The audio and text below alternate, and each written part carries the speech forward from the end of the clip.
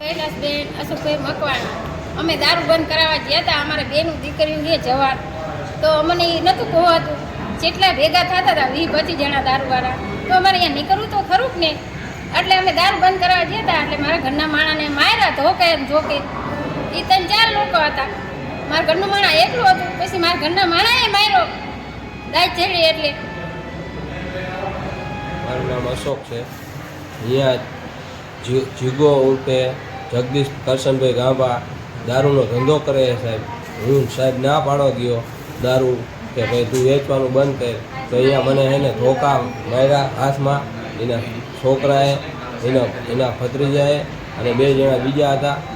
4 જણાએ ધોકા માર્યા. મને પેટમાં ધોકો માર્યો, અહીંયા હાથમાં, અને અહીંયા પારા ભાંગી નાખ્યા. અહીંયા મારા પારામાં ધોકા માર્યા, અહીંયા હાથમાં માર્યા.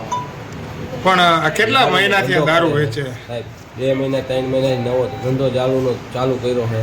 અને અહીંયા બધાને દારૂ દે, ધોકા, તલવારું ને એવું બધું કાઢે સાહેબ. કયો વિસ્તાર છે? વેલનાથ કરું મેરડીમાના મંદિર પાસે ધોકા જ કાઢે સાહેબ. જો મને માર્યો આ બધું જો. અને આપણે દારૂ વેચતા હોય તો શું નુકસાન જતું હોય? દારૂ વેચે અહીંયા સાહેબ, નાના માણા રહે છે, ગરીબ માણા રહે, દારૂ પીને બચારા ખાવાના વાંધા હોય અને અહીંયા દારૂ પીવે છે બધાના.